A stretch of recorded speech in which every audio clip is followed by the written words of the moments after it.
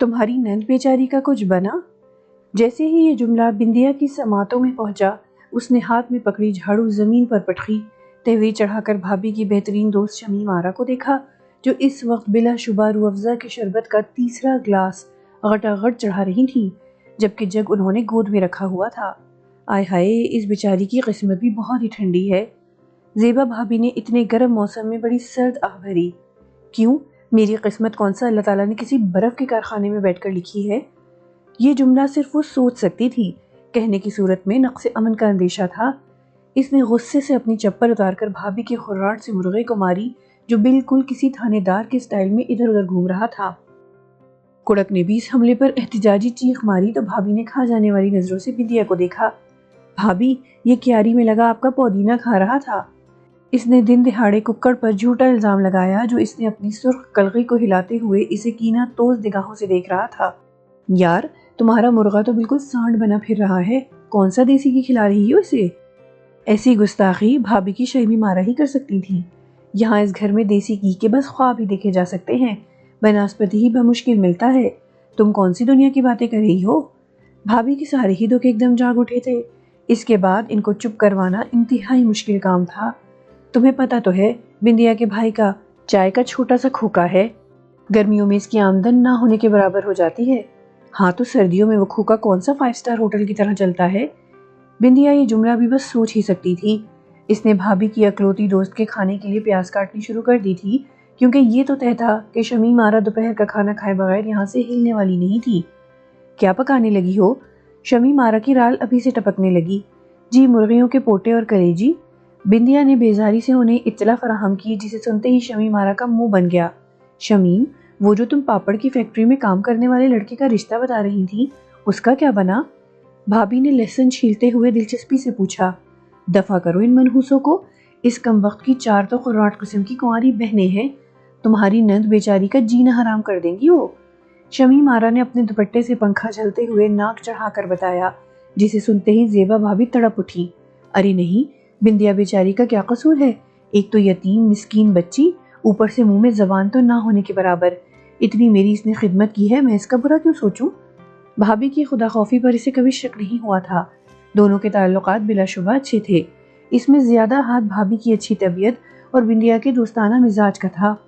اس نے کبھی بھی بھابھی کی کسی بات پر نہ کرنا تو سیکھا ہی نہ تھا۔ یہی وجہ تھی کہ وہ اسے اپنے چاروں بچوں کی طرح ہی سمجھتی تھی۔ ارے واہ زیبا، تیرے جیسی بھابھی تو پوری دنیا میں چراغ لے کر ڈھونڈنے سے بھی نہیں ملے گی۔ شمیم آرا نے کھلے دل سے سراہتے ہوئے ایک دفعہ پھر شربت گلاس میں ڈالا۔ میری جیسی کا تو پتہ نہیں، بس مجھے تو اللہ کا خوف مار دیتا ہے، کسی کے ساتھ برا کر کے اپنی قبر ضرور کالی کرنی ہے۔ انہوں نے اب ادرک کاٹنا شروع کر دی تھی۔ پھر بھی یہ خوف ہر کسی میں کہاں ہوتا ہے، لوگ تو خود خدا بنے پھرتے ہیں۔ شمیم آرا اب نئے موضوع پر ایک لمبی تقریر کرنے کو تیار تھی۔ بندیا نے جلدی جلدی سالن پکانے کے لیے چولہے پر چڑھایا اور ساتھ ہی آٹا گوندھ لیا۔ اگلے 1 گھنٹے میں وہ کھانا پکا کر فارغ بھی ہو چکی تھی۔ بھابھی اور ان کی سہیلی کے لیے کھانا ٹرے میں نکال کر رکھا تو اس کے چاروں بھتیجے بھتیجیاں اسکول سے شور مچاتے ہوئے گھر پہنچ گئے۔ ان چاروں کو کھانا کھلا کر آرام کرنے کے لیے لیٹی تو پھر شام 4 بجے ہی آنکھ کھلی۔ باورچی خانے میں داخل ہوتے ہی اسے بھابھی پر بے اختیار پیار آ گیا۔ دوپہر کے کھانے کے سب برتن دھلے ہوئے ریک میں لگے ہوئے تھے۔ اس نے شام کی چائے کے لیے پانی چولہے پر رکھا تو پڑوس میں رہنے والی اس کی واحد سہیلی سونیا اپنا لمبا سا پراندہ ہلاتی ہوئی آن پہنچی۔ دنیا میں مجھے ایک لفظ سے سخت نفرت ہے۔ سونیا کے ساتھ چائے کا کپ اٹھائے وہ چھت پر آ گئی۔ دونوں سہیلیاں اب آسمان پر اڑتی ہوئی رنگ برنگی پتنگوں کو دیکھ رہی تھیں۔ مجھے معلوم ہے وہ لفظ کون سا ہے۔ سونیا نے چھت کی چھوٹی سی منڈیر پر رکھے چائے کے کپ میں کیک رس بھگوتے ہوئے مزے سے پوچھا۔ کون سا لفظ ہے وہ؟ بندیا نے چڑ کر پوچھا۔ یہی بیچاری۔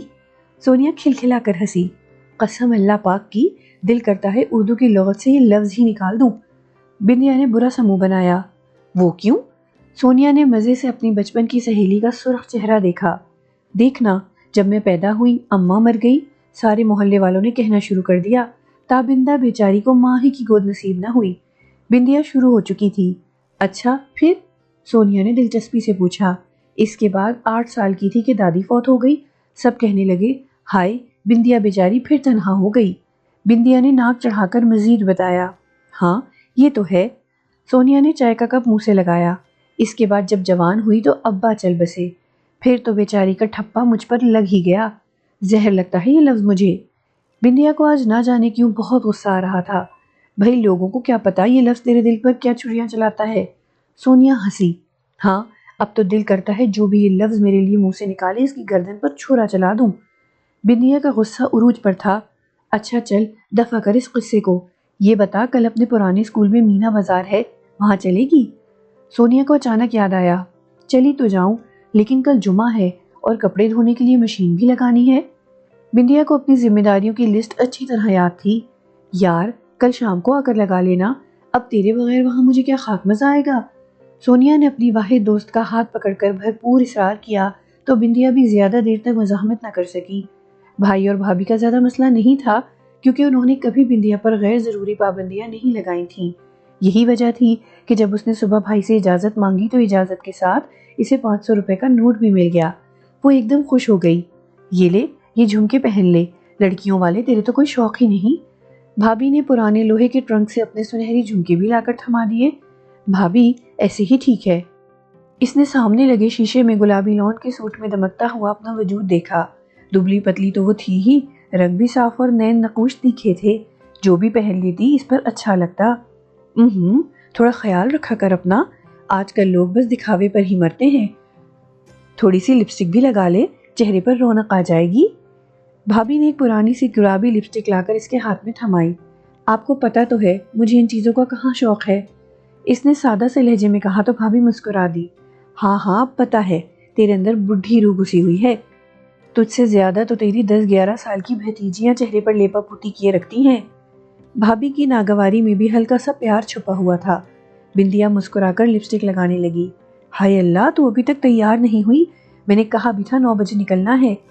سونیا اورنج کلر کے شفون کے سوٹ میں گولا گنڈا بنی اونچی ہیل ڈولتی ہوئی اندر داخل ہوئی۔ دھیان سے کہیں گر کر کوئی گوڈا گٹا نہ توڑوا لینا۔ بندیا نے اسے چھیڑا تو وہ اچھا خاصا برا مان گئی۔ ظاہر ہے تمہارے گھر کے اونچے نیچے فرش پر بندہ گرے گا نہیں تو اور کیا کرے گا، کم از کم کالا فرشی ڈلوا لو۔ سونیا صحن میں لگے شیشے کے سامنے کھڑے ہو کر بولی۔ وہ اب گھوم گھوم کر خود کو ہر زاویے سے دیکھ رہی تھی۔ جب میرا بھائی بھی تیرے بھائی فراز کی طرح دبئی چلا جائے گا تو ہم بھی کالے فرش کی جگہ ٹائلیں لگوا لیں گے۔ بندیا نے دوپٹہ اچھی طرح سے لیتے ہوئے اسے چھیڑا۔ اچھا زیادہ باتیں نہ کر، پہلے ہی اتنی دیر ہو گئی ہے۔ سونیا نے اپنے چمکیلے سیاہ پرس سے سیل فون نکال کر افراتفری میں وقت دیکھا تو بوکھلا سی گئی۔ دونوں سہیلیاں عجلت بھرے انداز میں ایک دوسرے کے پیچھے دروازے سے نکل ہی رہی تھی کہ سامنے آنے والی 2 خواتین سے ٹکرا گئی۔ یہ زیبا کا گھر ہے نا؟ گرے رنگ کے برقعے میں ملبوس ایک موٹی سی عورت نے بندیا کو دلچسپی سے دیکھتے ہوئے پوچھا۔ جی یہ انہی کا گھر ہے۔ بندیا نے نرمی سے جواب دے کر انہیں اندر آنے کا راستہ دیا۔ تم اس کی نند ہو نا؟ اس عورت نے تجسس بھرے انداز میں پوچھا تو بندیا نے ہاں میں سر ہلاتے ہوئے سونیا کو دیکھا جو اس وقت مہمانوں کی اچانک آمد کی وجہ سے خاصی کوفت کا شکار لگ رہی تھی۔ اس وقت بھی وہ بے چینی سے گھڑی بار بار وقت دیکھ رہی تھی۔ آپ لوگ اندر چلی جائیں، بھابھی سامنے برآمدے میں کپڑے استری کر رہی ہیں۔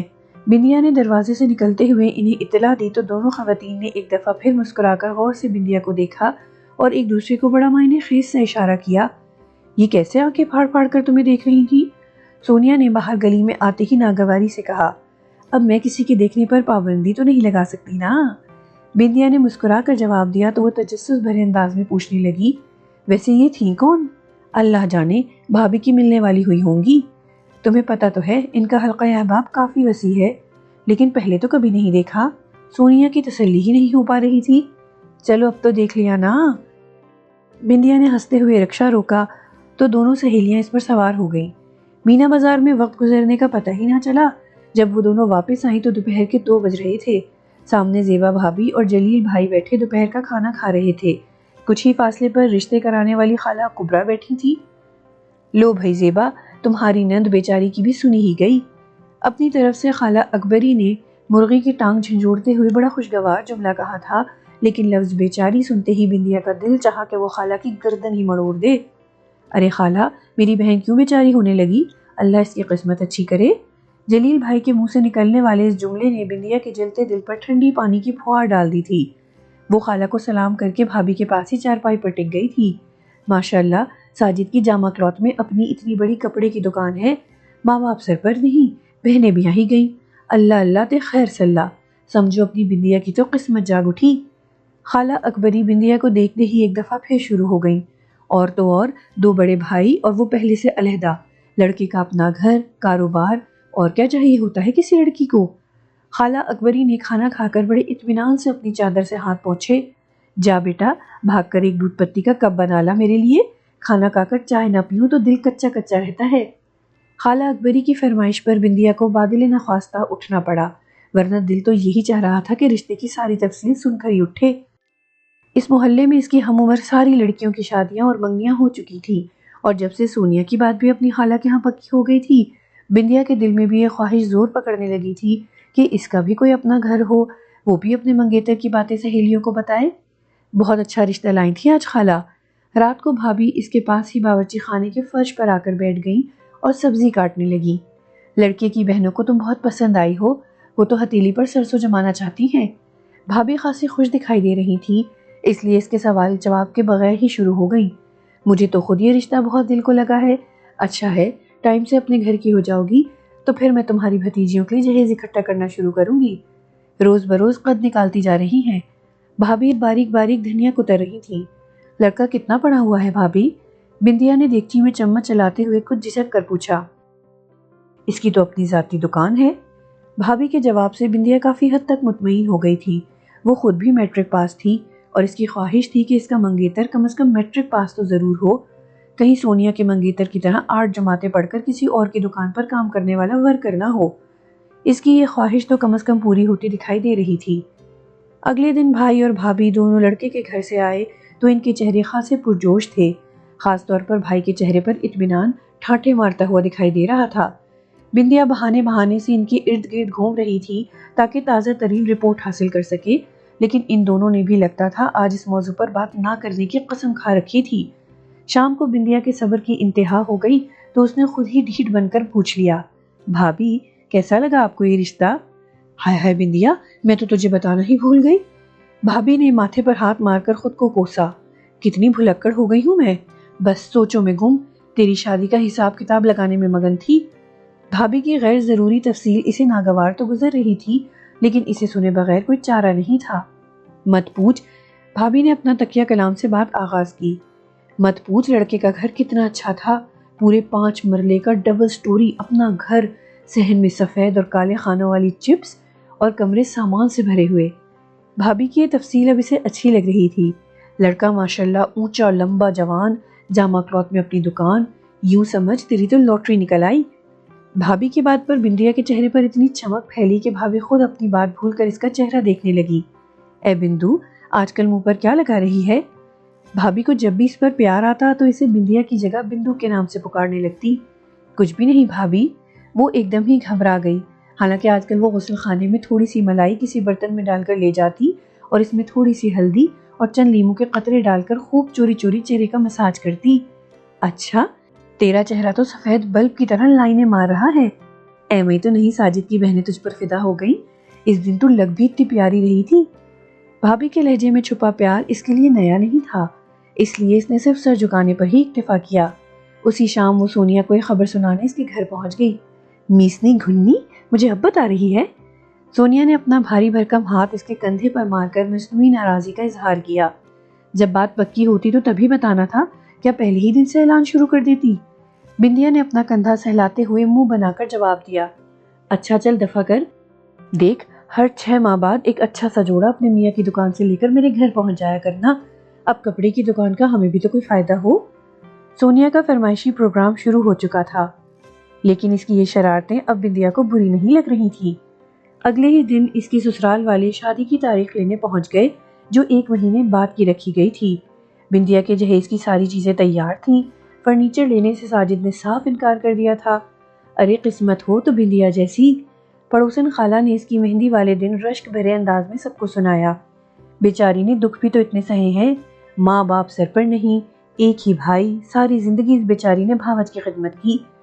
دوسری پڑوسن کے منہ سے اپنے لیے بیچاری کا لفظ بندیا کے دل پر کسی تعزیانے کی طرح لگا تھا۔ چل، اللہ نے اس بیچاری کی بھی سن لی۔ خالہ اکبری نے پان پر چونا لگاتے ہوئے اپنے دانتوں کی نمائش کی۔ بس خالہ، اب میری شمع کے لیے بھی ایسا ہی رشتہ ڈھونڈ دے۔ سامنے والی پڑوسن نے اکبری خالہ کے گھٹنے پکڑ کر فوراً ہی منت کی تو خالہ کی گردن فخر کے احساس سے تن گئی۔ خالہ تو ایسے مغرور ہو رہی ہیں جیسے ساجد اس کی فخریہ پیشکش ہو۔ سونیا نے اپنی دوست کے ہاتھوں پر مہندی کے نقش و نگار بناتے ہوئے شرارت سے کہا تو بندیا کے لیے اپنی ہنسی کنٹرول کرنا مشکل ہو گیا۔ شادی والے دن بندیا پر روپ بھی خوب آیا تھا۔ میرون رنگ کے لہنگے میں وہ خوب دمک رہی تھی۔ اتنے میں بارات کے آنے کا شور برپا ہو گیا۔ سب عورتوں نے باہر کی طرف دوڑ لگائی تو بندیا پلنگ کے ساتھ ٹیک لگا کر اطمینان سے بیٹھ گئی۔ دولہا سبھی کو بہت پسند آیا تھا۔ نکاح اور کھانے کے بعد 4 بجے کے قریب تابندہ اس بندیا رخصت ہو کر اپنے گھر سسرال آ گئی تھی۔ اس کا حجرہ عروسی بڑی خوبصورت طریقے سے سجایا گیا تھا۔ اپنے بیڈ پر بیٹھی ٹیک لگائے وہ سسرالی خواتین کے نرغے میں تھی۔ اڑوس پڑوس کی خواتین اسے دیکھنے کو امڑی پڑی تھیں۔ بندیا کو سانس لینا محال لگ رہا تھا۔ حالانکہ موسم خوشگوار تھا لیکن عورتوں کے ہجوم کی وجہ سے کمرے میں حبس کا احساس پیدا ہو گیا تھا۔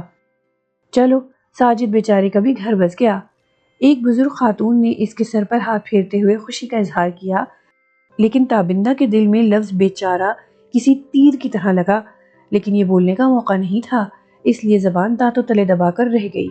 اور کیا، پیدا ہوا تو ماں مر گئی، بڑی بہنوں نے پالا پوسا، بیچارے نے ماں کا پیار بھی نہ دیکھا۔ ایک اور عورت نے بلند آواز میں تبصرہ کیا، لیکن ساجد نے تو بہت چھوٹی عمر میں ذمہ داریاں سنبھال لی تھی خالہ۔ ہاں تو بیچارہ کیا کرتا، بھابھیوں نے کون سا اچھا سلوک کیا تھا اس کے ساتھ؟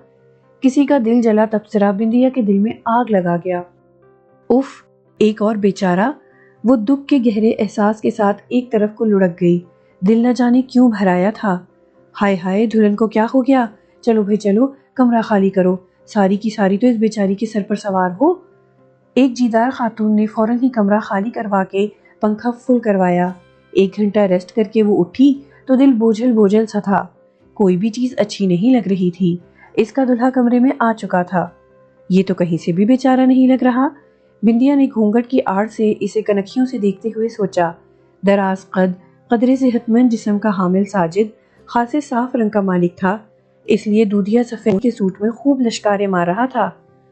مجھے تو باہر سب خواتین نے ڈرا ہی دیا، وہ پاس بیٹھتے ہوئے بے تکلفی سے اس کا ہاتھ پکڑ کر بولا تو بندیا نے سر اٹھا کر اپنی کاجل بھری آنکھوں سے اپنے مجازی خدا کا جائزہ لیا۔ وہ گھنی سیاہ مونچھوں تلے بڑے کھل کر مسکرا رہا تھا۔ پوچھو گی نہیں کیوں؟ اس نے ہلکا سا اس کا ہاتھ دبا کر شرارت سے کہا تو بندیا کا دل بے اختیار دھڑک اٹھا، لیکن وہ دانستہ خاموش رہی۔ سب کہہ رہے تھے بیچاری تو بہت نازک مزاج ہے۔ خبردار، مجھے بیچاری مت کہیے گا۔ اس نازک مزاج دلہن کے منہ سے نکلنے والی پاٹ دار آواز نے ساجد کو ایک لمحے ڈرا ہی دیا۔ اللہ خیر کرے، کیا ہو گیا؟ وہ جلد ہی خود کو سنبھال چکا تھا۔ زہر لگتا ہے مجھے یہ لفظ، پچھلے 20 سالوں سے یہ لفظ سن سن کر میرے کان پک چکے ہیں، اب تو اس لفظ کو سنتے ہی مجھے وحشت ہونے لگتی ہے۔ بندیا ساری شرم بالائے طاق رکھ کر فوراً ہی شروع ہو گئی۔ ساجد اس کی بات پر ہلکا سا چونکا، پھر ہنسا اور ہنستا ہی چلا گیا۔ میں نے کون سا لطیفہ سنا دیا ہے جو آپ ایسے ہنس رہے ہیں؟ وہ ٹھیک ٹھاک برا مان چکی تھی، اپنی چھوٹی سی ناک بیزاری سے اوپر چڑھائے اپنے تیکھے تیکھے نئے نقش کے ساتھ وہ پہلی ہی نظر میں ساجد کے دل کو چھو گئی تھی۔ بیگم صاحبہ، میں اس لیے ہنس رہا ہوں کیونکہ یہی لفظ سن کر تو میں نے آپ سے شادی کا فیصلہ کیا تھا۔ ساجد کی بات پر اس کا منہ کھلا کھلا رہ گیا۔ وہ بڑی بڑی آنکھیں کھولے حیرت سے اپنے مجازی خدا کو دیکھ رہی تھی، جو بڑی شان سے اس کے دل کے سرزمین کو فتح کر چکا تھا اور اس وقت آپ کر کے اسے خوب عزت دے رہا تھا۔ بھائی رشتے کرانے والی خاتون نے جب بتایا لڑکی بیچاری کے والدین وفات پا چکے ہیں اور وہ بیچاری اپنے بھائی اور بھابھی کے ساتھ رہتی ہے، تو اس بیچارے نے سوچا ہم دونوں کے حالات تو خاصے ملتے جلتے ہیں، کیا ہی اچھا ہو جو ایک بیچارہ اور بیچاری مل جائیں، کیونکہ وہ ایک دوسرے کے جذبات کو خوب اچھی طرح سمجھ سکتے ہیں اور ایک خوبصورت زندگی گزار سکتے ہیں۔ کیا خیال ہے؟ ساجد کے منہ سے نکلنے والے اس جملے نے بندیا کے لبوں پر مسکراہٹ کے کئی شگوفے ایک ساتھ کھلا دیے۔ یقین مانے اس لفظ بیچاری کی گردان کی وجہ سے ہی آپ یہاں ہیں۔ ساجد کی اس بات نے بندیا کے دل پر پڑی کئی سالوں کی گرد کو ایک لمحے میں اڑا دیا۔ اب بتائیں یہ لفظ اچھا ہے یا برا؟ اس کے شرارت بھرے انداز پر بندیا شرما گئی۔ اسی لمحے کمرے کے دروازے پر ہلکی سی دستک ہوئی، دونوں چونک گئے۔ ساجد نے فوراً جا کر دروازہ کھولا تو سامنے ہی اس کی آپا کا مسکراتا ہوا چہرہ سامنے تھا۔ کتنے بھلکڑ ہو تم ساجد، دلہن بیچاری کی منہ دکھائی تو اسٹور کی الماری میں ہی بھول گئے۔ آپا کی بات پر ساجد قہقہہ لگا کر ہنسا۔ دیکھ لے بندیا آپا کیا کہہ رہی ہیں، ساجد کی شوخی پر بندیا کے منہ سے نکلنے والی ہنسی بڑی بے ساختہ تھی۔ آپا نے خوشگوار حیرت سے یہ منظر دیکھا۔ ارے آپا، کیوں ساجد بیچارے کو تنگ کر رہی ہیں؟ انگوٹھی دے کر واپس آ جائیں۔ ساجد کی چھوٹی بہن بھی ان کے پیچھے پہنچ چکی تھی۔ اس کے منہ سے نکلنے والی اس بات پر ساجد نے شرارت بھری نگاہوں سے اپنی دلہن کو دیکھا اور دونوں بیچارہ اور بیچاری ہنستے ہی چلے گئے۔